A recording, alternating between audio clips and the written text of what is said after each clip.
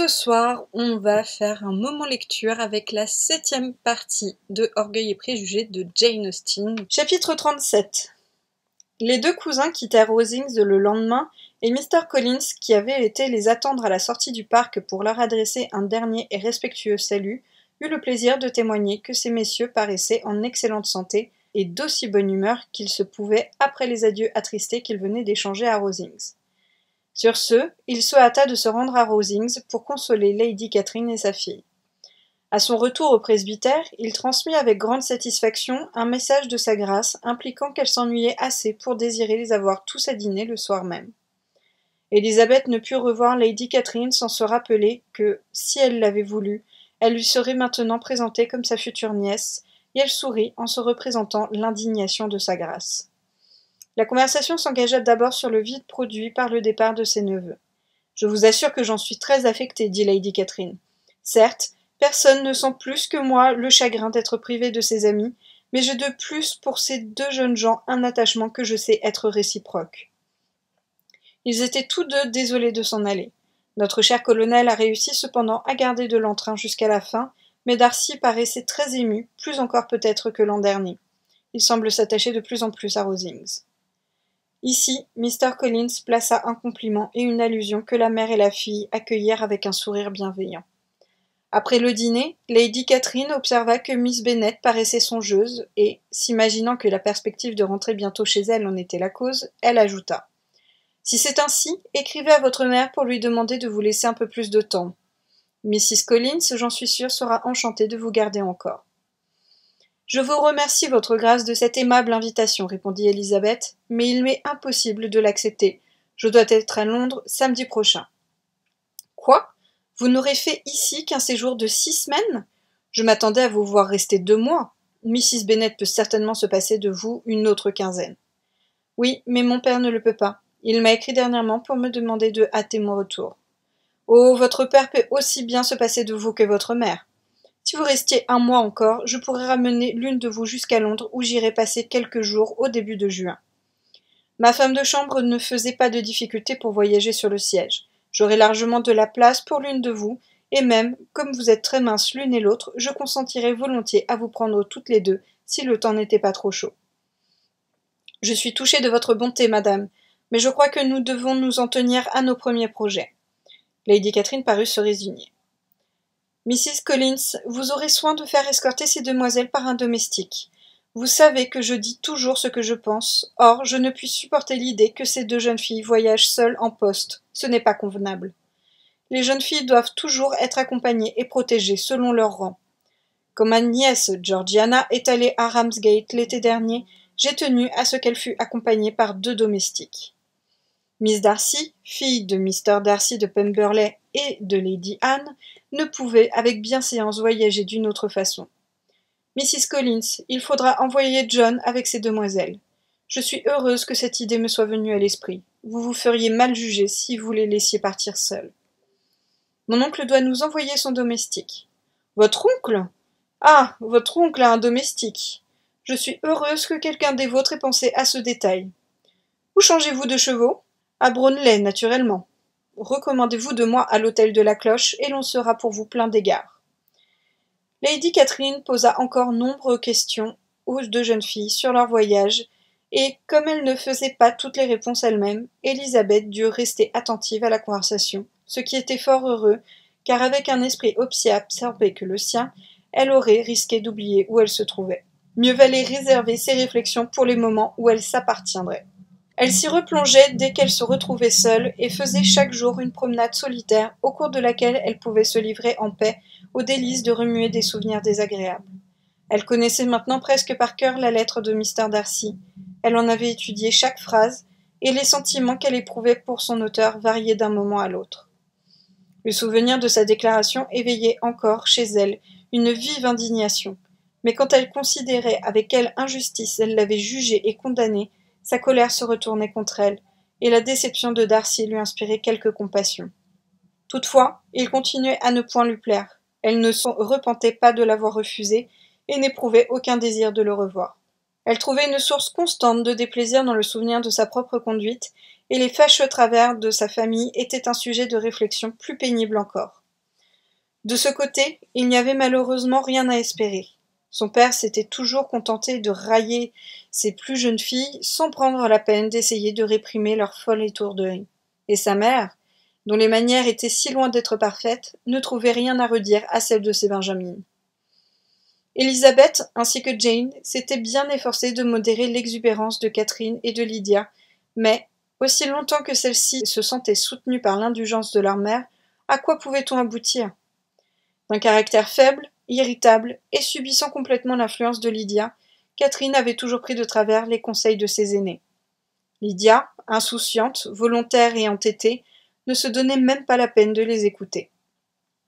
Toutes deux étaient paresseuses, ignorantes et coquettes. Tant qu'il resterait un officier à Meryton, elles réussiraient à flirter avec lui, et tant que Meryton serait à proximité de Longbourn, elles continueraient à y passer tout leur temps.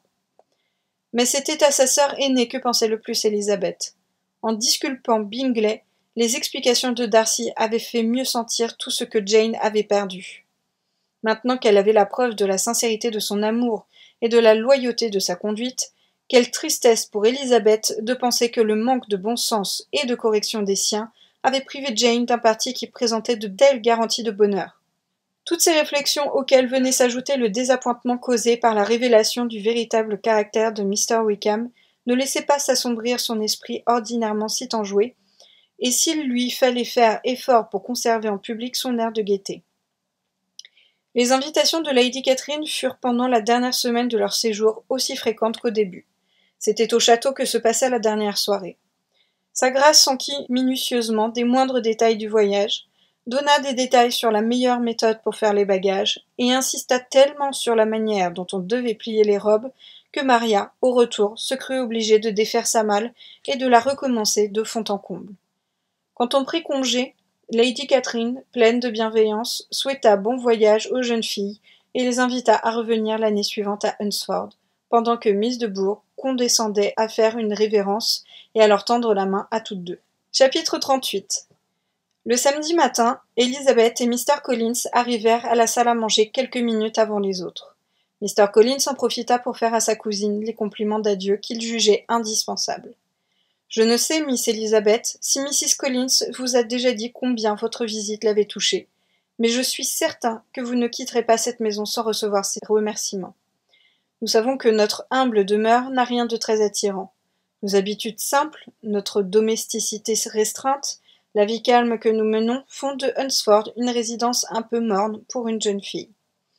Aussi, croyez bien que nous avons su apprécier la faveur de votre présence et que nous avons fait tout ce qui était en notre pouvoir pour que le temps ne vous semble pas trop long. Elizabeth s'empressa d'exprimer sa gratitude et d'assurer qu'elle était enchantée de son séjour à Hunsford. Le plaisir de se retrouver avec Charlotte, les aimables attentions dont elle avait été l'objet, avaient rendu ces 6 semaines fort agréables pour elle. Mr. Collins, satisfait, reprit avec une solennité plus souriante. « Je suis heureux que vous ne vous soyez pas ennuyé. Nous avons certainement fait de notre mieux, et comme nous avions la bonne fortune de vous présenter dans la société la plus choisie, j'ose dire que votre séjour à Hunsford n'a pas été entièrement dénué d'intérêt. Nos rapports avec la famille de Lady Catherine sont véritablement un avantage dont peu de personnes peuvent se prévaloir. À dire vrai, si modeste que soit cette demeure, je dois reconnaître que tous ceux qui y séjournent ne sont pas à plaindre aussi longtemps qu'ils partagent l'intimité de nos relations avec Rosings. » Ici, les mots manquèrent à Mr. Collins pour exprimer la chaleur de ses sentiments, et il dut faire le tour de la salle à manger pendant qu'Elizabeth essayait en quelques phrases brèves de concilier la franchise avec la politesse. Vous pourrez en somme faire autour de vous un rapport favorable de ce que vous avez vu ici, ma chère cousine. Vous avez été le témoin journalier des attentions de Lady Catherine pour Mrs. Collins. Il ne semble pas, je pense, que votre amie ait à regretter, mais autant vaut sur ce point garder le silence. Laissez-moi seulement, ma chère cousine, vous souhaiter du fond du cœur autant de félicité dans le mariage. Ma chère Charlotte et moi n'avons qu'un même esprit, qu'une même pensée. Il y a entre nous une similitude de caractère et de goût vraiment extraordinaire. Il semble que nous ayons été créés l'un pour l'autre. Élisabeth put affirmer que c'était là, certes, une précieuse garantie de bonheur, et ajoutait avec une égale sincérité qu'elle se réjouissait des agréments de sa vie domestique, mais elle ne fut pas fâchée de voir interrompre le tableau de cette félicité par l'entrée de celle qui en était l'auteur. Pauvre Charlotte, c'était vraiment triste de l'abandonner à une telle société. Cependant, elle avait fait son choix de connaissance de cause, et tout en regrettant le départ de ses visiteuses, elle ne semblait pas réclamer qu'on la plaignît. Sa maison, son ménage, sa paroisse, sa basse-cour, et tous les intérêts qui en dépendaient n'avaient point encore perdu leur charme à ses yeux. Enfin, la chaise de poste arriva. On hissa les malles, on casa les paquets, et l'on vint annoncer que tout était prêt pour le départ. Des adieux affectueux furent échangés avec Charlotte, après quoi Mr. Collins accompagna Elizabeth jusqu'à la voiture, en la chargeant de ses respects pour tous les siens, à quoi il ajouta des remerciements pour la bonté qu'on lui avait témoignée à Longbourn l'hiver précédent, et des compliments pour Mr. et Mrs. Gardiner qu'il n'avait jamais vus. Il avait prêté son aide à Elizabeth, puis à Maria pour monter en voiture, et la portière allait se refermer lorsqu'il leur rappela soudain d'un air consterné qu'elles avaient oublié de laisser un message pour les châtelaines de Rosings. « Mais bien entendu, ajouta-t-il, vous souhaitez que je leur présente vos humbles respects avec l'expression de votre gratitude pour la bienveillance qu'elles vous ont témoignée pendant votre séjour ici. » Elizabeth ne fit aucune objection. On put enfin fermer la portière et la voiture s'ébranla. « Seigneur, s'écria Maria après quelques minutes de silence, il semble que nous ne soyons arrivés que hier. Pourtant, que de choses se sont passées depuis. Oui, que de choses, dit sa compagne avec un soupir. Nous avons dîné 9 fois à Rosings, sans compter les 2 fois où nous y sommes allés pour y prendre le thé. Que n'aurais-je pas à raconter à la maison? Et moi, que n'aurais-je pas à taire, songea Elizabeth. Le voyage s'effectua sans encombre, et 4 heures après avoir quitté Hunsford, elles débarquèrent chez les Gardiner, où elles devaient rester quelques jours. Jane semblait être en bonne santé. Quant à son état d'esprit, Elizabeth n'eut guère le temps de s'en rendre compte au milieu des distractions de tout genre que l'amabilité de leur tante leur avait ménagées. Mais puisque Jane devait retourner avec elle à Longbourn, elle pouvait l'y observer à loisir. Chapitre 39. Ce fut dans la seconde semaine de mai que les 3 jeunes filles partirent de Gracechurch Street à destination de la ville de Hertfordshire.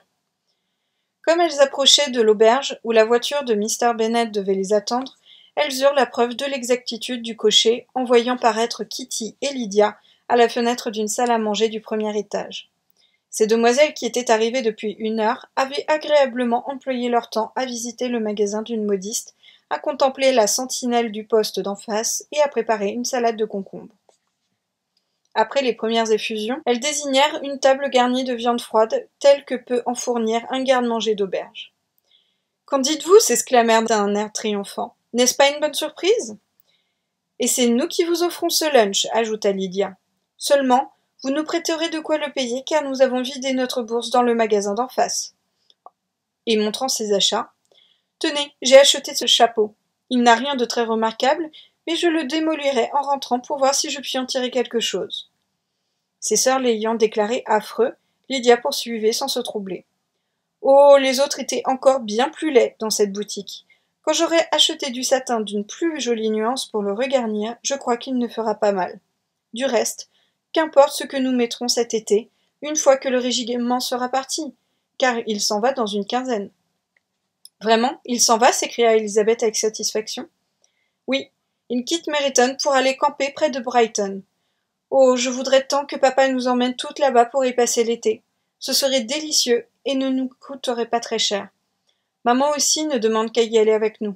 Autrement, imaginez ce que nous allons nous ennuyer tout l'été à Longbourn. » En effet, pensa Elizabeth, voilà bien ce qu'il nous faut. Bonté divine. Brighton est tout un camp de militaires, alors qu'un malheureux régiment de la milice et quelques soirées à Meryton ont suffi pour nous tourner la tête. « Maintenant, j'ai une nouvelle à vous annoncer, dit Lydia comme elle se mettait à table. Devinez un peu. Une nouvelle excellente, sensationnelle et concernant quelqu'un que nous aimons toutes. » Jane et Elizabeth se regardèrent, et l'une d'elles avertit le domestique qu'on n'avait plus besoin de ses services. Lydia se mit à rire. « Je reconnais bien là votre discrétion et votre amour des convenances, comme si le serveur se souciait de ce que nous racontons. Il en entend bien d'autres. Mais peu importe. Il est si laid, je suis content qu'il soit parti. Et maintenant, voici ma nouvelle. C'est au sujet de ce cher Wickham. Il n'y a plus à craindre qu'il épouse Mary King. Elle est partie habiter chez son oncle à Liverpool. Partie pour de bon, Wickham est sauvé. Mary King aussi, ajouta Elizabeth. Elle évite un mariage imprudent quant à la fortune.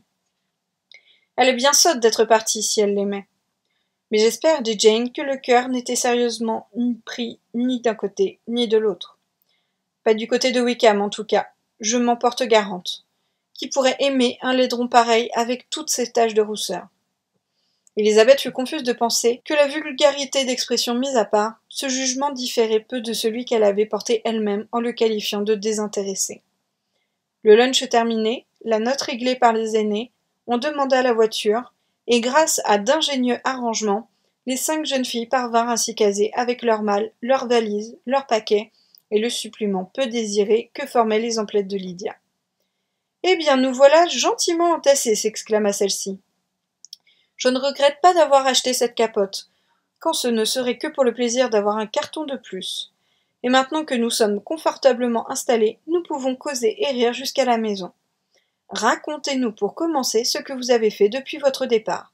Avez-vous rencontré de beaux jeunes gens? Avez-vous beaucoup flirté? J'avais un peu l'espoir que l'une de vous ramènerait un mari. Ma parole, Jane sera bientôt une vieille fille, elle qui a presque 23 ans. Dieu du ciel que je serais mortifiée si je n'étais pas mariée à cet âge-là. Vous n'avez pas idée du désir qu'a ma tante Phillips de vous voir mariées toutes les deux. Elle trouve que Lizzie aurait mieux fait d'accepter Mr. Collins. Mais je ne vois pas, pour ma part, ce que cela aurait eu de particulièrement divertissant. Mon Dieu, que je voudrais donc me marier avant vous toutes. Je pourrais ensuite vous chaperonner dans les bals. Oh, dites, ce que nous nous sommes amusés l'autre jour chez le colonel Forster, où nous étions allés, Kitty et moi, passer la journée. Mrs. Forster avait promis que l'on danserait le soir. À propos, nous sommes au mieux, Mrs. Forster et moi. Elle avait invité aussi les 2 Harrington. Mais Harriet était malade, et Pan a dû venir seul. Alors, devinez ce que nous avons fait? Pour avoir une danseuse de plus, nous avons habillé Chamberlain en femme. Vous pensez que c'était si drôle? Personne n'était au courant, sauf les Forster, Kitty et moi, et aussi ma tante, à qui nous avions dû emprunter une robe. Vous ne pouvez vous figurer comme Chamberlain était réussi. Quand Denis, Wickham, Pratt et 2 ou 3 autres sont entrés, ils ne l'ont pas reconnu. Dieu ce que j'ai ri, et Mrs. Forster aussi. J'ai cru que j'en mourrais. C'est ce qui a donné l'éveil aux autres, et ils ont vite fait d'éventer la plaisanterie. Avec des histoires de ce genre, Lydia, secondée à l'occasion par Kitty, s'efforça tout le long de la route de distraire ses compagnes. Élisabeth écoutait le moins possible, mais force lui était d'entendre le nom de Wickham qui revenait fréquemment. La réception qu'on leur fit à Longbourn fut très chaude. Mrs. Bennet se réjouissait de voir que Jane n'avait rien perdu de sa beauté, et pendant le repas, Mr. Bennet redit plusieurs fois à Élisabeth « Je suis heureuse de vous voir de retour, Lizzie ». La salle à manger était pleine, presque tous les Lucas étaient venus chercher Maria, et les sujets de conversation étaient nombreux et variés. Lady Lucas demandait à sa fille à travers la table des nouvelles de l'installation de Charlotte et de son poulailler. Mrs. Bennet était occupée d'un côté à se faire donner par Jane des renseignements sur la mode actuelle, et de l'autre à les transmettre aux plus jeunes Miss Lucas et Lydia, d'une voix sonore qui couvrait toutes les autres, et énumérait à qui voulait l'entendre les distractions de leur matinée. « Oh, Marie, vous auriez dû venir avec nous. Nous avons tant ri. Au départ, nous avions baissé les stores pour faire croire que la voiture était vide, et nous les aurions gardés ainsi jusqu'au bout si Kitty n'avait pas eu mal au cœur. Au Georges, nous avons vraiment bien fait les choses, car nous avons offert aux voyageuses un délicieux lunch froid. Vous en auriez profité. En repartant, nous avons cru que nous ne pourrions jamais nous caser dans la voiture. C'était drôle comme tout. J'ai failli en mourir de rire, et tout le retour, nous avons été guettés. Nous faisions tant de bruit qu'on devait nous entendre à 3 lieues à la ronde. Je ne voudrais pas, ma chère sœur, répliqua gravement Marie, décrier de tels plaisirs. Ils conviennent, je le sais, à la généralité des femmes, mais ils n'ont pour moi aucune espèce de charme, et une heure de lecture me semble infiniment préférable. Mais Lydia n'entendit pas un mot de cette réponse. Elle écoutait rarement quiconque plus d'une demi-minute, et ne prêtait jamais la moindre attention à ce que disait Marie. L'après-midi, elle pressa vivement ses sœurs ainsi que les autres jeunes filles de venir faire un tour à Meryton, mais Élisabeth s'y opposa avec fermeté. Il ne serait pas dit que les demoiselles Bennet ne pouvaient passer une demi-journée chez elle sans partir à la poursuite des officiers. Pour refuser, elle avait encore un autre motif. C'était d'éviter le plus longtemps possible le risque d'une rencontre avec Wickham. Le prochain départ du régiment lui causait un soulagement inexplicable. Dans une quinzaine, il serait loin et elle pourrait l'oublier complètement. Elle n'était pas depuis longtemps à Longbourn quand elle s'aperçut que le projet de séjour à Brighton, auquel Lydia avait fait allusion, était un sujet de fréquentes discussions entre ses parents. Elle vit tout de suite que Mr. Bennet n'avait pas la moindre intention de céder aux instances de sa femme. Mais en même temps, les réponses qu'il lui faisait étaient si vagues et si équivoques que Mrs. Bennet, bien que souvent découragée, ne perdait pas l'espoir d'arriver à ses fins. Chapitre 40.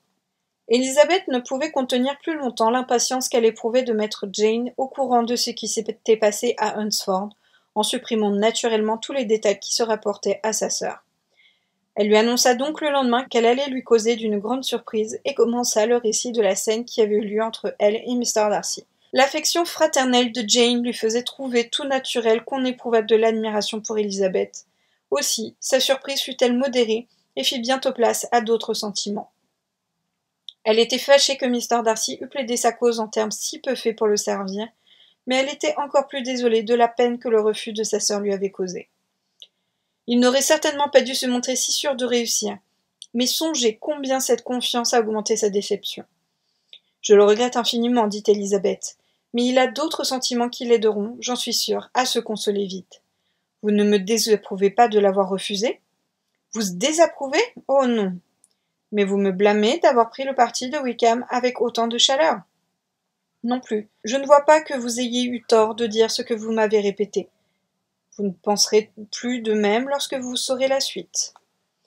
Elizabeth alors parla de la lettre et dit tout ce qu'elle contenait concernant Wickham.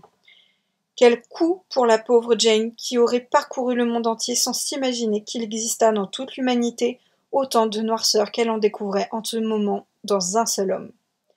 Même la justification de Darcy, qui lui causait une vraie joie, ne put suffire à la consoler de cette triste découverte. Et elle s'acharnait à croire que tout ceci n'était qu'une erreur, et à vouloir innocenter l'un sans accuser l'autre. C'est inutile, dit Elizabeth, vous ne parviendrez jamais à les transformer en saints tous les deux. Il faut choisir.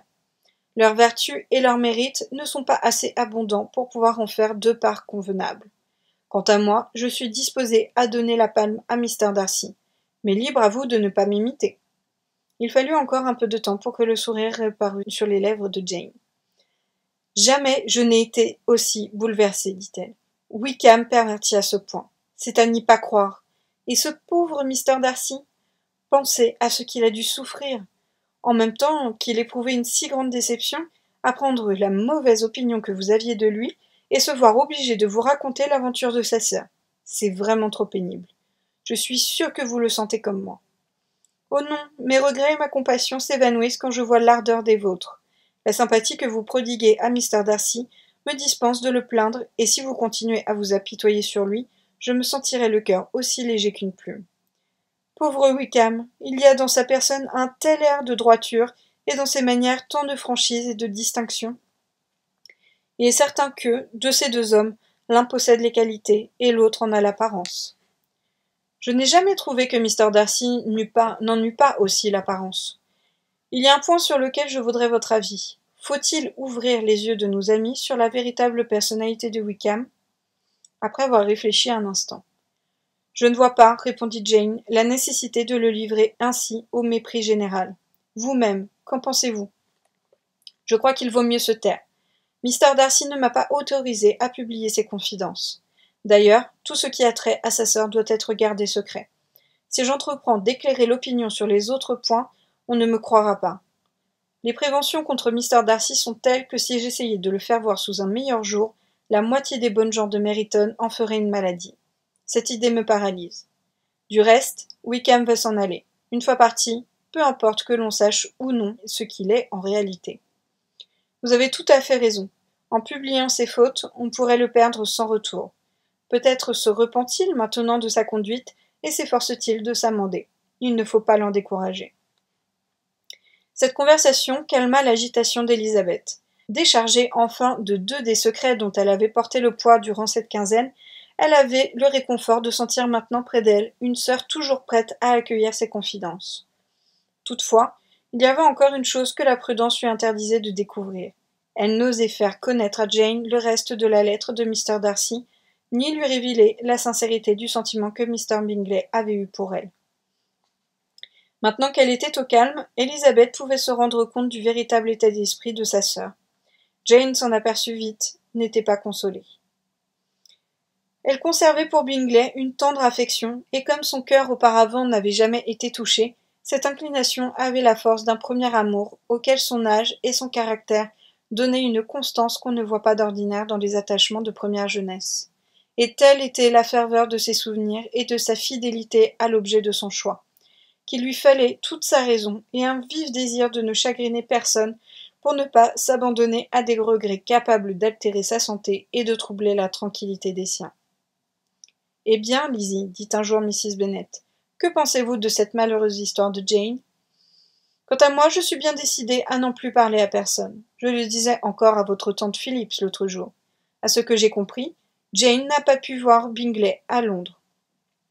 Ce jeune homme est vraiment un triste personnage, et je crois qu'il y a plus de ce côté aucun espoir pour votre sœur. Il n'est pas question de son retour à Netherfield cet été, m'ont dit les gens qualifiés pour le savoir à qui je l'ai demandé. Je ne crois pas qu'il revienne jamais. Oh, qu'il fasse ce qu'il voudra. Personne ne lui demande de revenir. Mais je n'en affirme pas moins qu'il s'est fort mal conduit envers ma fille, et qu'à la place de Jane, je ne l'aurais pas supporté. Lorsqu'elle sera morte de chagrin, je suis sûre qu'il regrettera ce qu'il a fait. Mais Elizabeth, à qui cette perspective ne donnait aucun réconfort, garda le silence. Alors Lizzie reprit bientôt sa mère. Les Collins mènent une existence confortable. C'est bien, c'est très bien. J'espère seulement que cela durera. Et comment mange-t-on chez eux? Je suis sûre que Charlotte est une excellente ménagère. Si elle est seulement la moitié aussi serrée que sa mère, elle fera d'assez sérieuses économies. Il n'y a rien d'extravagant, je présume, dans leur manière de vivre. Non, rien du tout. On doit regarder de près à la dépense, croyez-moi. Certes, en voilà qui auront soin de ne pas dépasser leurs revenus. Ils ne connaîtront jamais les embarras d'argent. Tant mieux pour eux. Je pense qu'ils parlent souvent du jour où, votre père disparut, ils seront maîtres de cette propriété. Ils considèrent sans doute Longbourn comme leur appartenant déjà. Ce sujet, ma mère ne pouvait être abordé devant moi. Non, c'eût été plutôt étrange de leur part. Mais je ne doute pas qu'ils n'en causent souvent entre eux. Tant mieux, si leur conscience leur permet de prendre un domaine qui ne devrait pas leur revenir. Pour ma part, j'aurais honte d'un tel héritage qui m'arriverait dans de telles conditions. Chapitre 41. La semaine du retour fut vite écoulée. Celle qui suivit devait être la dernière que le régiment passait à Meryton. Toute la jeunesse féminine du voisinage donnait les signes d'un profond abattement. La tristesse semblait universelle. Seules, les aînées des demoiselles Bennet étaient encore en état de manger, dormir et vaquer à leurs occupations ordinaires. Cette insensibilité leur était du reste souvent reprochée par Kitty et Jane, dont la détresse était infinie et qui ne pouvaient comprendre une telle dureté de cœur chez des membres de leur famille. « Mon Dieu, qu'allons-nous faire? Et qu'allons-nous devenir » s'exclamaient-elles sans cesse dans l'amertume de leur désespoir. « Comment avez-vous le cœur de sourire ainsi, Lizzie ?» Leur mère compatissait à leur chagrin en se rappelant ce qu'elle avait souffert elle-même 25 ans auparavant dans de semblables circonstances. « Moi aussi, j'ai pleuré 2 jours entiers lorsque le régiment du colonel Millard est parti. Je croyais bien que mon cœur allait se briser. »« Le mien n'y résistera pas, j'en suis sûre, » déclara Lydia. « Si seulement on pouvait aller à Brighton, fit Mrs. Bennet. « Oui, si on le pouvait, mais papa ne fait rien pour nous être agréable. Quelques bains de mer me rendraient la santé pour longtemps. Et ma tante Phillips est convaincue que cela me ferait aussi le plus grand bien, ajoutait Kitty. Telles étaient les lamentations qui ne cessaient de résonner à Longbourn. Elizabeth aurait voulu en rire, mais cette idée céda bientôt à un sentiment de honte. Elle sentit de nouveau la justesse des appréciations de Darcy, et comprit comme elle ne l'avait point fait encore son intervention dans les projets de son amie. Mais toutes les sombres idées de Lydia s'envolèrent comme par enchantement lorsqu'elle reçut de Mrs. Forster, la femme du colonel du régiment, une invitation à l'accompagner à Brighton. Cette amie incomparable était une femme toute jeune et tout récemment mariée. La bonne humeur et l'entrain qui les caractérisaient toutes deux l'avaient vite rapprochée de Lydia. Leur relation ne datait que de 3 mois, et depuis 2 mois déjà, elles étaient sur un pied de grande intimité. Les transports de Lydia à cette nouvelle, la joie de sa mère, la jalousie de Kitty ne peuvent se décrire. Lydia, ravie, parcourait la maison en réclamant bruyamment les félicitations de tout le monde, tandis qu'au salon, Kitty exhalait son dépit en termes aussi aigres qu'excessifs. « Je ne vois pas pourquoi Mrs. Forster ne m'a pas invitée aussi bien que Lydia. J'ai autant de droits qu'elle à être invitée, plus même, puisque je suis son aînée de 2 ans. » En vain, Elizabeth essayait de la raisonner, et Jane ne lui put prêcher la résignation. Elizabeth était si loin de partager la satisfaction de Mrs. Bennet qu'elle considérait cette invitation comme le plus sûr moyen de faire perdre à Lydia tout ce qu'il lui restait de bon sens. Aussi, malgré sa répugnance pour cette démarche, elle ne put s'empêcher d'aller trouver son père pour lui demander de ne point la laisser partir. Elle lui représenta le manque de tenue de sa sœur, le peu de profit qu'elle tirerait de la société d'une personne comme Mrs. Forster, et les dangers qu'elle courait à Brighton, où les tentations étaient certainement plus nombreuses que dans leur petit cercle de Meryton. Mr. Bennet, après l'avoir écouté attentivement, lui répondit « Lydia ne se calmera pas tant qu'elle ne sera pas exhibée dans un endroit à la mode. Or, nous ne pouvons espérer qu'elle trouvât une meilleure occasion de le faire avec aussi peu de dépenses et d'inconvénients pour le reste de sa famille. Si vous saviez le tort que Lydia peut nous causer, ou plutôt nous a causé déjà, par la liberté et la hardiesse de ses manières, je suis sûre que vous nous en jugeriez autrement. » « Le tort que Lydia nous a causé ?» répéta Mr. Bennet. « Quoi ? Aurait-elle mis en fuite un de vos soupirants ? Pauvre petite Lizzie ! Mais remettez-vous, les esprits assez délicats pour s'affecter d'aussi peu de choses ne méritent pas d'être regrettés. Allons, faites-moi la liste de ces pitoyables candidats que cet écervelé de Lydia a effarouchés. Vous vous méprenez. Je n'ai point de tels griefs, et c'est d'un point de vue général et non particulier que je parle à ce moment. C'est notre réputation, notre respectabilité qui peut être atteinte par la folle légèreté, l'assurance et le mépris de toute contrainte qui forment le fond du caractère de Lydia.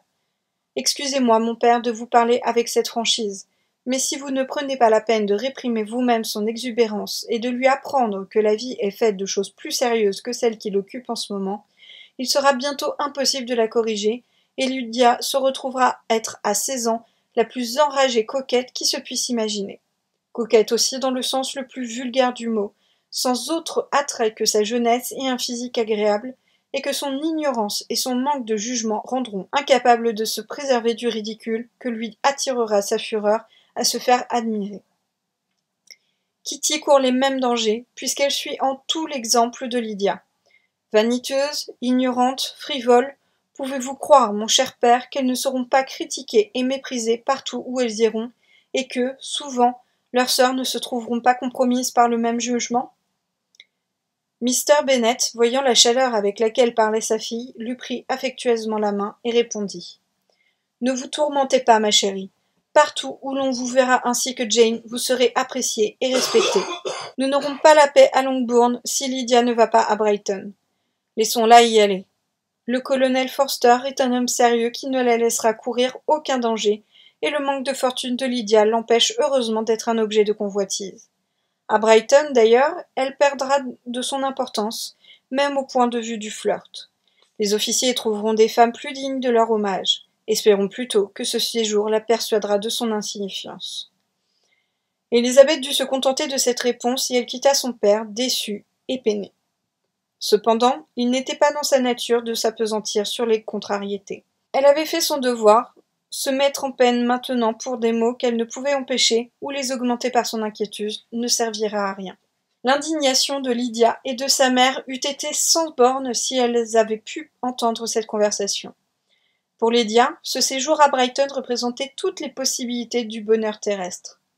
Avec les yeux de l'imagination, elle voyait la ville aux rues encombrées de militaires, elle voyait les splendeurs du camp, avec les tentes alignées dans une imposante uniformité, toutes rutilant d'uniformes, frémissant de jeunesse et de gaieté, elle se voyait enfin l'objet des hommages d'un nombre impressionnant d'officiers. Qu'eût-elle pensé si elle avait su que sa sœur tentait de l'arracher à d'aussi merveilleuses perspectives ? Élisabeth allait revoir Wickham pour la dernière fois. Comme elle l'avait rencontré à plusieurs reprises depuis son retour, cette pensée ne lui causait plus d'agitation. Aucun reste de son ancienne sympathie ne venait non plus la troubler. Elle avait même découvert dans ses manières aimables qui l'avaient tant charmée naguère une affectation, une monotonie qu'elle jugeait maintenant fastidieuse. Le désir qu'il témoigna bientôt de le renouveler les marques de sympathie particulières qu'il lui avait données au début de leur relation, après ce qu'elle savait, ne pouvait que l'irriter. Tout en se dérobant aux manifestations d'une galanterie frivole et vaine, la pensée qu'il pût la croire flattée de ses nouvelles avances et disposée à y répondre lui causait une profonde mortification. Le jour qui précéda le départ du régiment, Wickham et d'autres officiers dînèrent à Longbourn. Élisabeth était si peu disposée à se séparer de lui en termes aimables qu'elle profita d'une question qu'il lui posait sur son voyage à Hunsford pour mentionner le séjour de 3 semaines que Mr. Darcy et le colonel Fitzwilliam avaient fait à Rosings, et demanda à Wickham s'il connaissait ce dernier. Un regard surpris, ennuyé, inquiet même, accueillit cette question. Toutefois, après un instant de réflexion, il reprit son air souriant pour dire qu'il avait vu le colonel Fitzwilliam jadis, et après avoir observé que c'était un gentleman, demanda à Élisabeth s'il lui avait plu. Elle lui répondit par l'affirmative. D'un air indifférent, il ajouta. « Combien de temps dites-vous qu'il a passé à Rosings ? 3 semaines environ. Et vous l'avez vu souvent ? Presque journalièrement. Il ressemble assez peu à son cousin. En effet, mais je trouve que Mr. Darcy gagne à être connu. Vraiment, s'écria Wickham avec un regard qui n'échappa point à Élisabeth. Et pourrais-je vous demander... Mais, se ressaisissant, il ajouta d'un ton plus enjoué. Est-ce dans ses manières qu'il a gagné ? A-t-il daigné ajouter un peu de civilité à ses façons ordinaires ? Car je n'ose espérer, dit-il d'un ton plus grave, que le fond de sa nature ait changé. Oh non, répliqua Élisabeth, sur ce point, je crois qu'il est exactement le même qu'autrefois. Wickham parut se demander ce qu'il fallait penser de ce langage énigmatique, et il prêta une attention anxieuse à Élisabeth pendant qu'elle continuait. Quand je dis qu'il gagne à être connu, je ne veux pas dire que ses manières ou sa tournure d'esprit s'améliorent, mais qu'en le connaissant plus intimement, on est à même de mieux l'apprécier. La rougeur qui s'est répandue sur le visage de Wickham et l'inquiétude de son regard dénoncèrent le trouble de son esprit. Pendant quelques minutes, il garda le silence, puis, dominant son embarras, il se tourna de nouveau vers Élisabeth, et de sa voix la plus persuasive lui dit « Vous qui connaissez mes sentiments à l'égard de Mr. Darcy, vous pouvez comprendre facilement ce que j'éprouve. Je me réjouis de ce qu'il ait la sagesse de prendre ne serait-ce que les apparences de la droiture. Son orgueil, dirigé dans ce sens, peut avoir d'heureux effets. Sinon pour lui, du moins pour les autres, en le détournant d'agir avec la déloyauté dont j'ai tant souffert pour ma part. J'ai peur seulement qu'il n'adopte cette nouvelle attitude que lorsqu'il se trouve devant sa tante, dont l'opinion et le jugement lui inspirent une crainte respectueuse. Cette crainte a toujours opéré sur lui. Sans doute faut-il en voir la cause dans le désir qu'il a d'épouser Miss de Bourgh, car je suis certain que ce désir lui tient fort au cœur. Élisabeth, à ces derniers mots, ne put réprimer un sourire, mais elle répondit seulement par un léger signe de tête.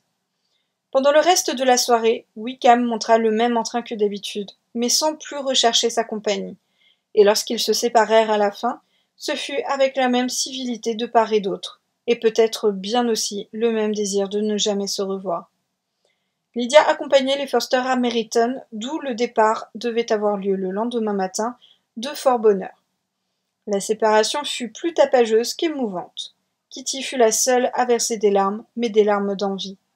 Mrs. Bennet, prolixe en vœux de joyeux séjours, enjoignit avec force à sa fille de ne pas perdre une occasion de s'amuser, conseil qui, selon toute apparence, ne manquerait pas d'être suivi. Et, dans les transports de joie de Lydia, se perdirent les adieux plus discrets de ses sœurs. Chapitre 42. Si Élisabeth n'avait eu sous les yeux que le spectacle de sa propre famille, elle n'aurait pu se former une idée très avantageuse de la félicité conjugale. Son père, séduit par la jeunesse, la beauté et les apparences d'une heureuse nature, avait épousé une femme dont l'esprit étroit et le manque de jugement avaient eu vite fait d'éteindre en lui toute véritable affection. Avec le respect, l'estime et la confiance, tous ses rêves de bonheur domestique s'étaient trouvés détruits. Mr. Bennet n'était pas homme à chercher un réconfort dans ses plaisirs auxquels tant d'autres ont recours pour se consoler de déceptions causées par leur imprudence. Il aimait la campagne, les livres, et ses goûts furent la source de ses principales jouissances. La seule chose dont il fut redevable à sa femme était l'amusement que lui procuraient son ignorance et sa sottise. Ce n'est évidemment pas le genre de bonheur qu'un homme souhaite de voir à sa femme, mais, à défaut du reste, un philosophe se contente des distractions qui sont à sa portée. Ce qu'il y avait d'incorrect à cet égard dans les manières de Mr. Bennet n'échappait point à Elizabeth et l'avait toujours peinée.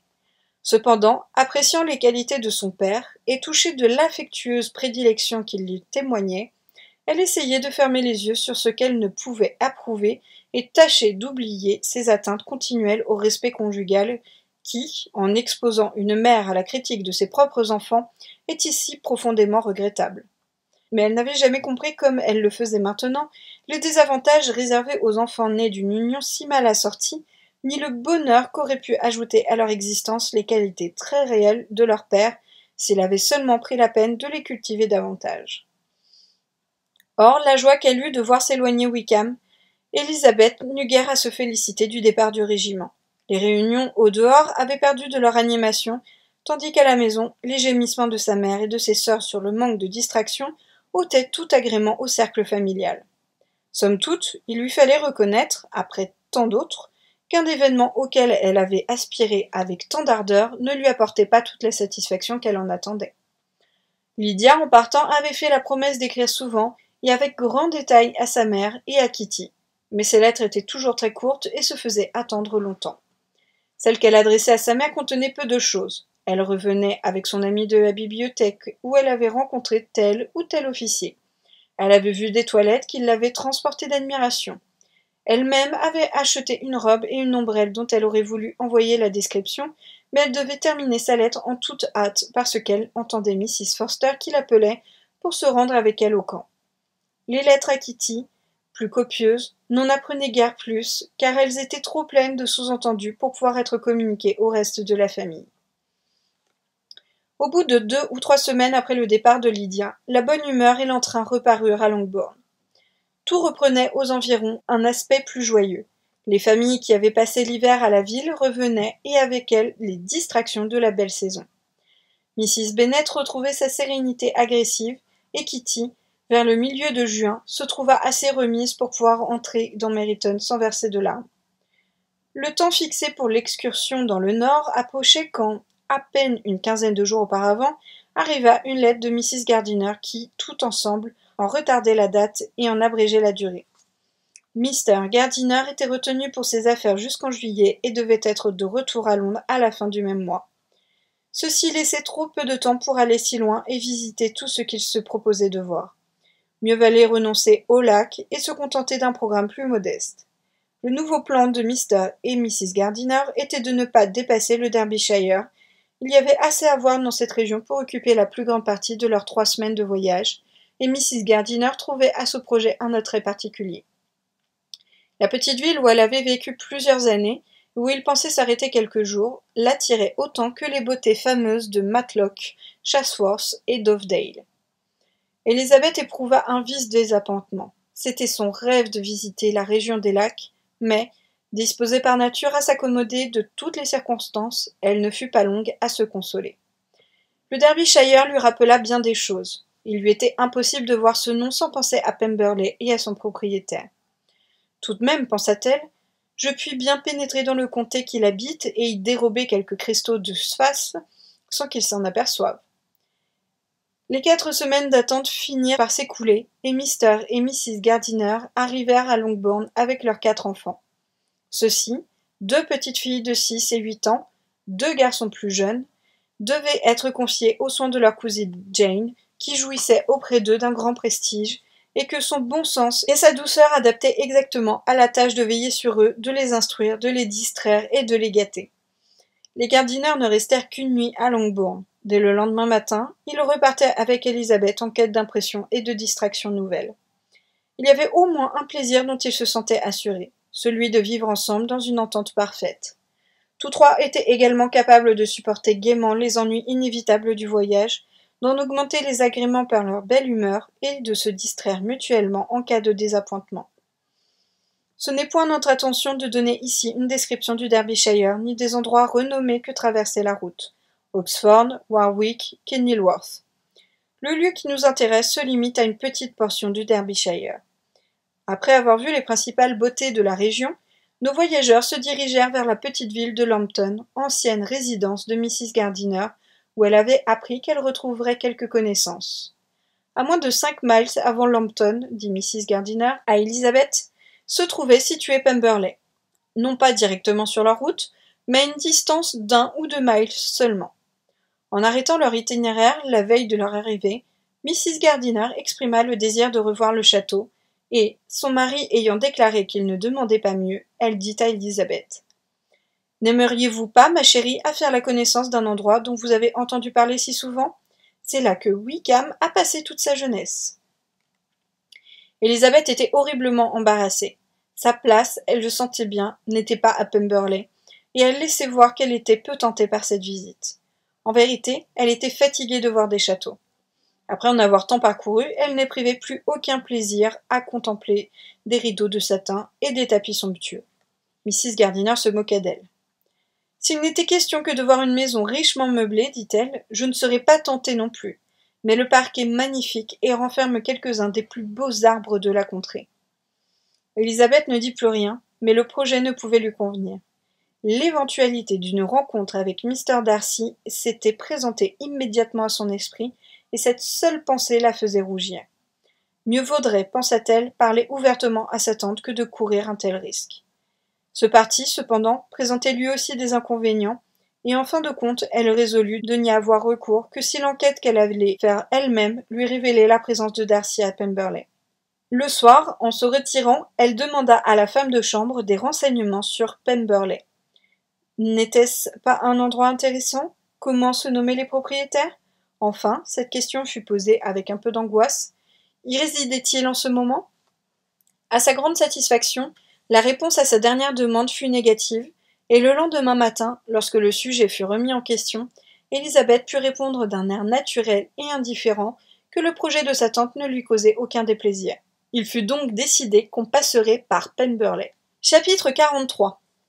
Dans la voiture qui l'emportait avec son oncle et sa tante, Elizabeth guettait l'apparition des bois de Pemberley avec une certaine émotion, et lorsqu'ils franchirent la grille du parc, elle se sentit un peu troublée. Le parc était très vaste et d'aspect extrêmement varié.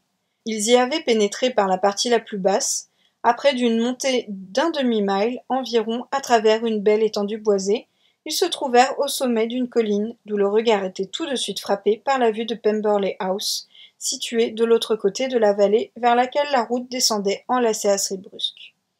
Le château, grande et belle construction en pierre, se dressait avantageusement sur une petite éminence derrière laquelle s'étendait une chaîne de hautes collines boisées.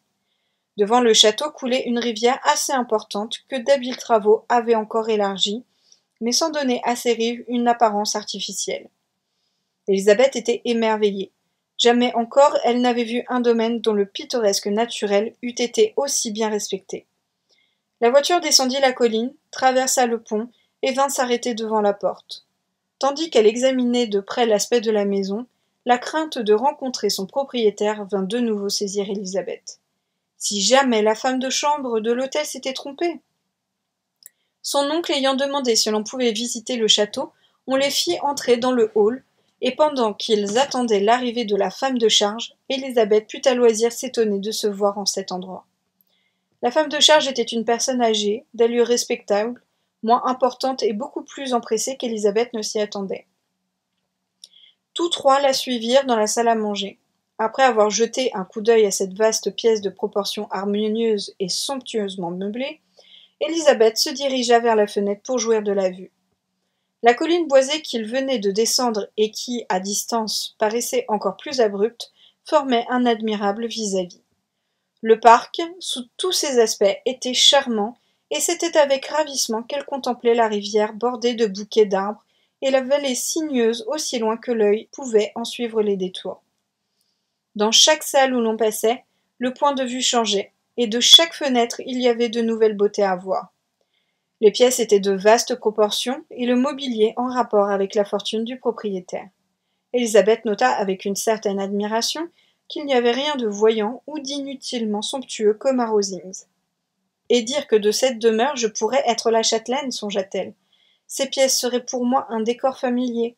Au lieu de les visiter comme une étrangère, je pourrais y recevoir mon oncle et ma tante.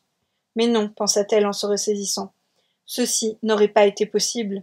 Mon oncle et ma tante auraient été perdus pour moi. Jamais je n'aurais été autorisée à les recevoir ici. Cette réflexion arrivait à point pour la délivrer de quelque chose qui ressemblait à un regret. Il lui tardait de demander à la femme de charge si son maître était réellement absent, mais elle ne pouvait se résoudre à le faire. Enfin, la question fut posée par son oncle, auquel Mrs. Reynolds répondit affirmativement en ajoutant « Mais nous l'attendons demain, avec plusieurs amis. » Quelle chance, songea Élisabeth, que notre excursion n'ait point été retardée d'une journée. Sa tante l'appelait à cet instant pour lui montrer, parmi d'autres miniatures suspendues au-dessus d'une cheminée, le portrait de Wickham, et, comme elle lui demandait en souriant ce qu'elle en pensait, la femme de charge s'avança. Ce portrait, leur dit-elle, était celui d'un jeune gentleman, fils d'un régisseur de son défunt maître, que celui-ci avait fait élever à ses frais. Il est maintenant dans l'armée, ajouta-t-elle, mais je crains qu'il n'ait pas fort bien tourné. Mrs. Gardiner regarda sa nièce avec un sourire qu'Élisabeth ne put lui retourner. Voici maintenant le portrait de mon maître, dit Mrs. Reynolds, en désignant une autre miniature. Il est fort ressemblant. Les deux portraits ont été faits à la même époque, il y a environ 8 ans. J'ai entendu dire que votre maître était très bien de sa personne, dit Mrs. Gardiner en examinant la miniature. Voilà certainement une belle physionomie. Mais vous, Lizzie, vous pouvez nous dire si ce portrait est ressemblant? Cette jeune demoiselle connaîtrait-elle Mr. Darcy? Demanda la femme de charge en regardant Élisabeth avec une nuance de respect plus marquée. Un peu, répondit la jeune fille en rougissant. N'est-ce pas, mademoiselle, qu'il est très bel homme? Certainement. Pour ma part, je n'en connais point d'aussi bien. Dans la galerie, au premier, vous verrez de lui un portrait plus grand et plus beau. Cette chambre était la pièce favorite de mon défunt maître. Il tenait beaucoup à ces miniatures, et on les a laissées disposées exactement comme elles l'étaient de son temps. Élisabeth comprit alors pourquoi la miniature de Wickham se trouvait là parmi les autres. Mrs. Reynolds appela leur attention sur un portrait de Miss Darcy à l'âge de 8 ans. Miss Darcy est-elle aussi bien que son frère? Demanda Mrs. Gardiner. Oui, madame, c'est une fort belle jeune fille et si bien douée. Elle fait de la musique et chante toute la journée. Dans la pièce voisine, il y a un nouvel instrument qui vient d'être apporté pour elle, un cadeau de mon maître. Elle arrive demain avec lui. Mr. Gardiner, toujours aimable et plein d'aisance, encourageait ce bavardage par ses questions et ses remarques. Soit fierté, soit attachement, Mrs. Reynolds avait évidemment grand plaisir à parler de ses maîtres. Mr. Darcy réside-t-il souvent à Pemberley? Pas autant que nous le souhaiterions, monsieur, mais il est bien ici la moitié de l'année, et Miss Darcy y passe toujours les mois d'été. Excepté quand elle va à Ramsgate, pensa Élisabeth. Si votre maître se mariait, il passerait sans doute plus de temps à Pemberley.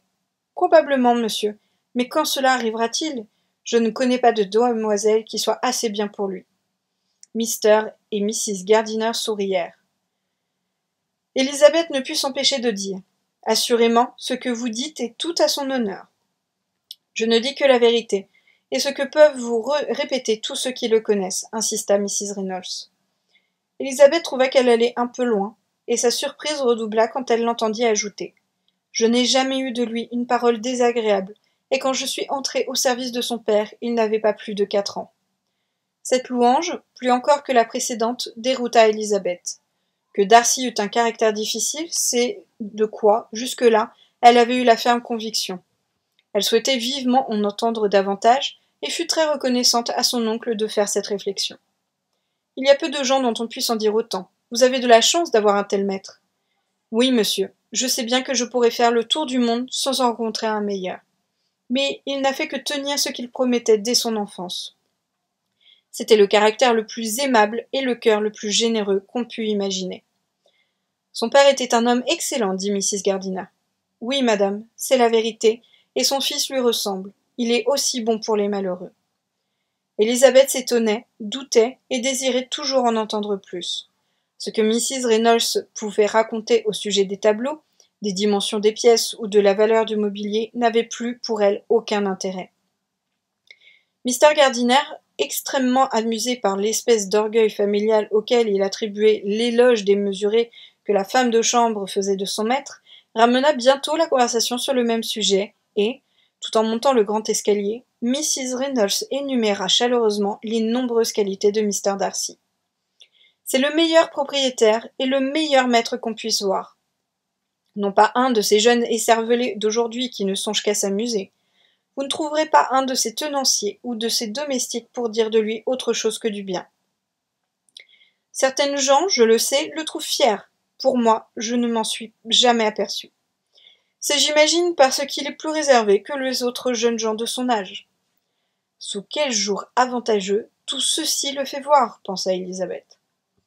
La façon dont il s'est conduit avec notre pauvre ami ne correspond guère à ce beau portrait, chuchota Mrs. Gardiner à l'oreille de sa nièce. Peut-être avons-nous été trompés. C'est peu probable, nos renseignements viennent de trop bonnes sources. Lorsqu'ils eurent atteint le vaste palier de l'étage supérieur, Mrs. Reynolds les fit entrer dans un très joli boudoir, clair et élégant, et leur expliqua qu'il venait d'être installé pour faire plaisir à Miss Darcy, qui s'était enthousiasmée de cette pièce durant son dernier séjour.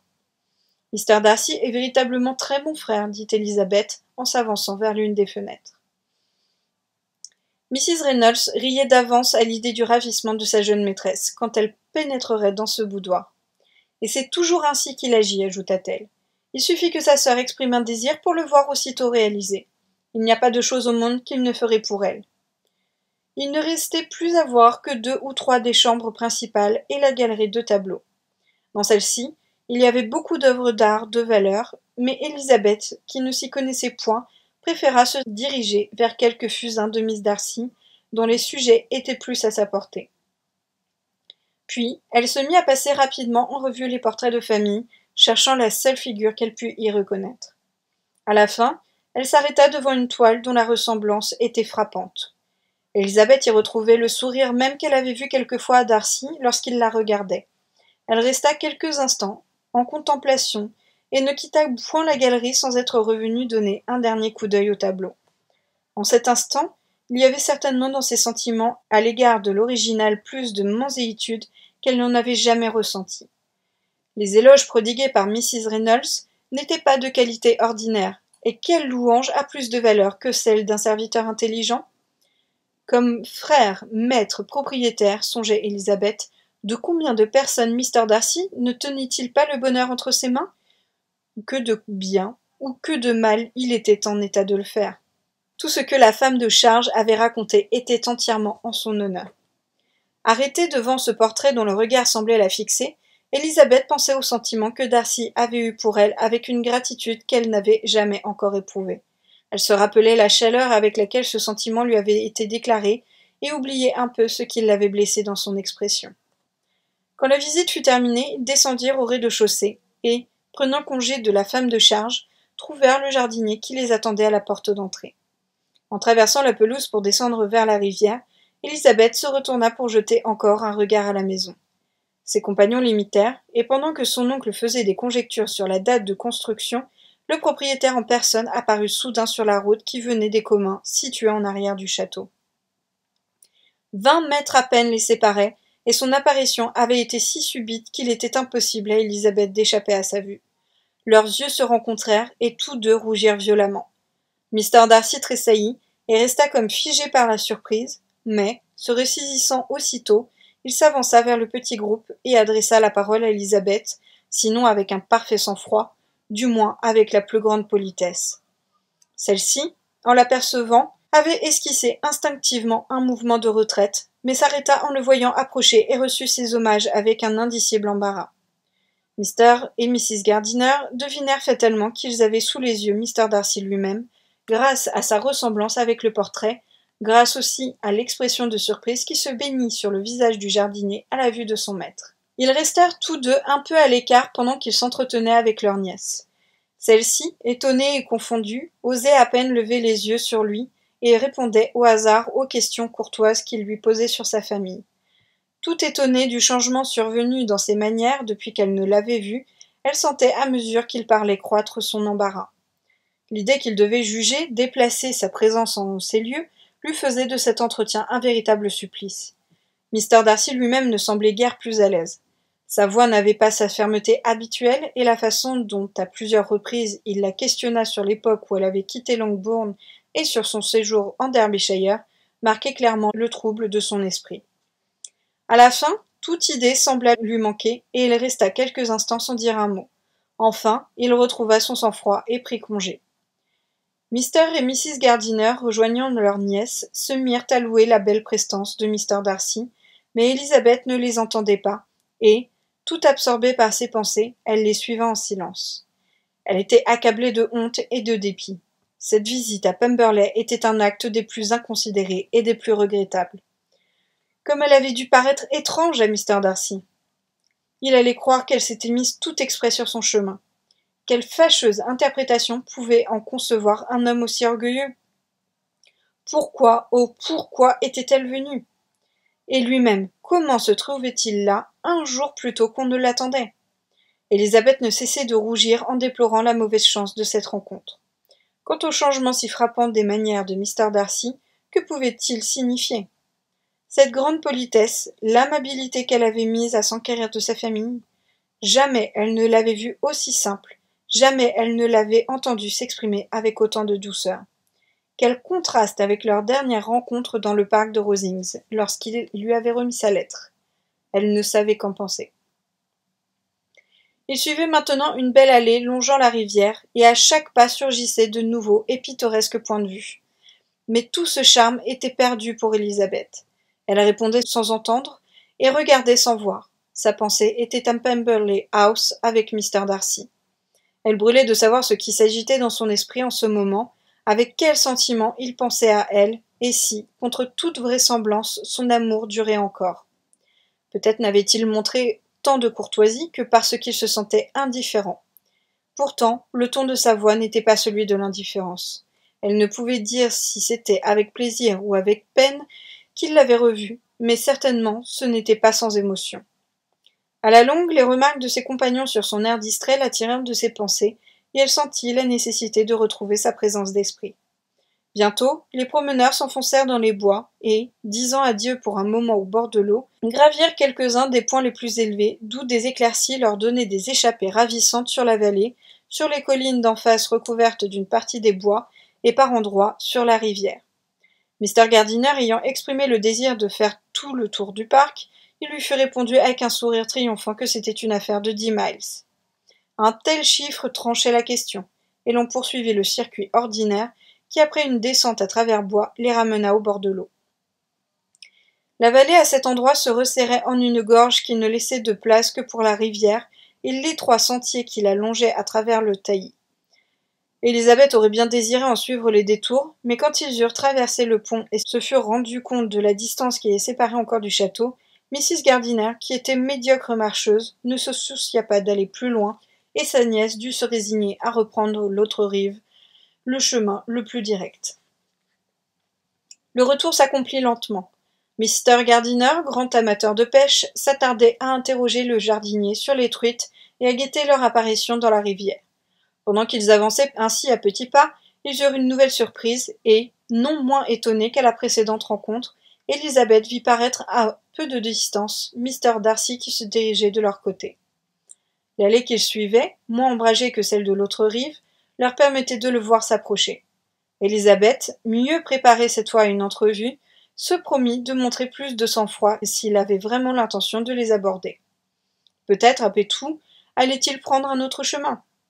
Un tournant qui le déroba à leur vue le lui fit croire un instant, mais le tournant dépassé, elle le trouva immédiatement devant elle. Un coup d'œil lui suffit pour voir qu'il n'avait rien perdu de son extrême courtoisie. Ne voulant pas être en reste de politesse, elle se mit, dès qu'il l'eut abordé, à vanter les beautés du parc, mais, à peine eut-elle prononcé les mots, délicieux, charmants, que des souvenirs fâcheux lui revinrent. Elle s'imagina que dans sa bouche, l'éloge de Pemberley pouvait être mal interprété, rougit et s'arrêta. Mrs. Gardiner était restée en arrière. Lorsque Élisabeth se tut, Mr. Darcy lui demanda si elle voulait bien lui faire l'honneur de le présenter à ses amis. Nullement préparée à une telle requête, elle put à peine réprimer un sourire, car il demandait à être présenté aux personnes mêmes dont il considérait la parenté humiliante pour son orgueil quand il lui avait fait la déclaration de ses sentiments. Quelle va être sa surprise, pensait-elle. Il les prend sans doute pour des gens de qualité. La présentation fut faite aussitôt, et en mentionnant le lien de parenté qui l'unissait à ses compagnons, elle regarda furtivement Mr. Darcy pour voir comment il supportait le choc. Il le supporta vaillamment, bien que sa surprise fût évidente, et loin de fuir, il rebroussa chemin pour les accompagner et se mit à causer avec Mr. Gardiner. Elizabeth exultait. À sa grande satisfaction, Mr. Darcy pouvait voir qu'elle avait des parents dont elle n'avait pas à rougir. Attentive à leur conversation, elle notait avec joie toutes les phrases, toutes les expressions qui attestaient l'intelligence, le goût et la bonne éducation de son oncle. La conversation tomba bientôt sur la pêche, et elle entendit Mr. Darcy, avec la plus parfaite amabilité, inviter Mr. Gardiner à venir pêcher aussi souvent qu'il le voudrait durant son séjour dans le voisinage, offrant même de lui prêter des lignes et lui indiquant les endroits les plus poissonneux. Mrs. Gardiner, qui donnait le bras à sa nièce, lui jeta un coup d'œil surpris. Elizabeth ne dit mot, mais ressentit une vive satisfaction. C'était à elle que s'adressaient toutes ces marques de courtoisie. Son étonnement, cependant, était extrême, et elle se répétait sans cesse. Quel changement extraordinaire! Comment l'expliquer? Ce n'est pourtant pas moi qui en suis la cause. Ce ne sont pas les reproches que je lui ai faits à Hunsford qui ont opéré une telle transformation. C'est impossible qu'il m'aime encore. Ils marchèrent ainsi pendant quelque temps, Mrs. Gardiner et sa nièce en avant, et les deux messieurs à l'arrière-garde. Mais après avoir descendu sur la rive pour voir de plus près une curieuse plante aquatique, il se produisit un petit changement. Mrs. Gardiner, fatiguée par l'exercice de la matinée et trouvant le bras d'Elizabeth insuffisant pour la soutenir, préféra s'appuyer sur celui de son mari. Mr. Darcy prit place auprès de sa nièce et ils continuèrent à marcher côte à côte. Après une courte pause, ce fut la jeune fille qui rompit le silence. Elle tenait à ce qu'il apprit qu'en venant à Pemberley, elle se croyait sûre de son absence. Aussi commença-t-elle par une remarque sur la soudaineté de son arrivée. « Car votre femme de charge, ajouta-t-elle, nous avait informé que vous ne seriez pas ici avant demain, et d'après ce que on nous avait dit à Bakerville, nous avions compris que vous n'étiez pas attendu si tôt. » Mr. Darcy reconnut que c'était exact. Une question à régler avec son régisseur l'avait obligé à devancer de quelques heures ses compagnons de voyage. « Ils me rejoindront demain matin de bonne heure, continua-t-il, et vous trouverez parmi eux plusieurs personnes qui seront heureuses de renouer connaissance avec vous. Mr. Bingley et ses sœurs. » Elizabeth s'inclina légèrement sans répondre. D'un saut, sa pensée se reportait brusquement au soir où, pour la dernière fois, le nom de Mr. Bingley avait été prononcé par eux. Si elle en jugeait par la rougeur de son compagnon, la même idée avait dû lui venir aussi à l'esprit. « Il y a une autre personne, reprit-il, après un court silence, qui désire particulièrement vous connaître. Me permettrez-vous, si ce n'est pas indiscret, de vous présenter ma sœur pendant votre séjour à Lambton ?» Interdite par cette demande, Elizabeth y répondit sans savoir au juste dans quels termes. Elle sentait que le désir de la sœur avait dû être inspiré par le frère, et sans aller plus loin, cette pensée la remplissait de satisfaction. Il lui était agréable de voir que Mr. Darcy n'avait pas été amené par la rancune à concevoir d'elle une mauvaise opinion. Ils avançaient maintenant en silence, chacun plongé dans ses pensées. Bientôt, ils distancèrent les Gardiner, et quand ils arrivèrent à la voiture, ils avaient une avance d'au moins un quart de mille. Mr. Darcy offrit à Elizabeth d'entrer au château, mais elle déclara qu'elle n'était pas fatiguée, et ils demeurèrent sur la pelouse. Le silence à un moment où ils auraient pu se dire tant de choses devenait embarrassant. Elizabeth se rappela qu'elle venait de voyager, et ils parlèrent de Matlock et de Dovedale avec beaucoup de persévérance. Mais Elizabeth trouvait que le temps et sa tante avançaient bien lentement, et sa patience ainsi que ses idées étaient presque épuisées lorsque ce tête-à-tête prit fin. Mr. et Mrs. Gardiner les avaient rejoints. Mrs. Darcy les pressa d'entrer au château et d'accepter quelques rafraîchissements. Mais cette proposition fut déclinée et l'on se sépara de part et d'autre avec la plus grande courtoisie. Mr. Darcy aida les dames à remonter dans leur voiture, et quand elle fut en marche, Elizabeth le vit retourner à pas lents vers la maison. Son oncle et sa tante se mirent aussitôt à parler de Mr. Darcy. L'un et l'autre le déclarèrent infiniment mieux qu'il ne s'y serait attendu. « C'est un parfait gentleman, aimable et simple, » dit Mr. Gardiner. « Il y a bien un peu de hauteur dans sa physionomie, » reprit sa femme, « mais elle n'est pas que dans l'expression, et ne lucie pas mal. Je puis dire maintenant, comme la femme de charge, que la fierté dont certaines gens l'accusent ne m'a nullement frappé. J'ai été extrêmement surpris par son accueil. C'était plus que de la simple politesse, c'était un empressement aimable à quoi rien ne l'obligeait, puisqu'il connaît si peu Elizabeth. Bien sûr, Lizzie, il n'a pas le charme de Wickham, mais comment avez-vous pu nous le représenter comme un homme si désagréable? Elizabeth s'excusa comme elle le put, dit qu'elle l'avait mieux apprécié quand ils s'étaient rencontrés dans le Kent, et qu'elle ne l'avait jamais vu aussi aimable qu'en ce jour. Tel qu'il s'est montré à nous, continua Mrs. Gardiner, je n'aurais jamais pensé qu'il eût pu se conduire aussi cruellement à l'écart de ce pauvre Wickham. Il n'a pas l'air dur, au contraire. Dans toute sa personne, il a une dignité qui ne donne pas une idée défavorable de son cœur. La bonne personne qui nous a fait visiter le château lui fait vraiment une réputation extraordinaire. J'avais peine par moments à m'empêcher de rire. Ici, Elizabeth sentit qu'elle devait dire quelque chose pour justifier Mr. Darcy dans ses rapports avec Wickham. En termes aussi réservés que possible, elle laissa entendre que, pendant son séjour dans le Kent, elle avait appris que sa conduite pouvait être interprétée d'une façon toute différente et que son caractère n'était nullement aussi odieux, ni celui de Wickham aussi sympathique qu'on l'avait cru en Hertfordshire. Comme preuve, elle donna les détails de toutes les négociations d'intérêt qui s'étaient poursuivies entre eux, sans dire qu'il l'avait renseignée, mais en indiquant qu'elle tenait l'histoire de bonne source. Sa tante l'écoutait avec une vive curiosité, mais on approchait maintenant des lieux qui lui rappelaient ses jeunes années, et toute autre idée s'effaça devant le charme des souvenirs. Elle fut bientôt trop occupée à désigner à son mari les endroits intéressants qu'il traversait pour prêter son attention à autre chose. Bien que fatiguée par l'excursion du matin, sitôt qu'elle fut sortie de table, elle partit à la recherche d'anciens amis, et la soirée fut remplie par le plaisir de renouer des relations depuis longtemps interrompues. Quant à Elizabeth, les événements de la journée étaient trop passionnants pour qu'elle puisse s'intéresser beaucoup aux amis de sa tante. Elle ne cessait de songer, avec un étonnement dont elle ne pouvait revenir, à l'amabilité de Mr. Darcy, et par-dessus tout, au désir qu'il avait exprimé de lui présenter sa sœur. Et voilà! Salut tout le monde!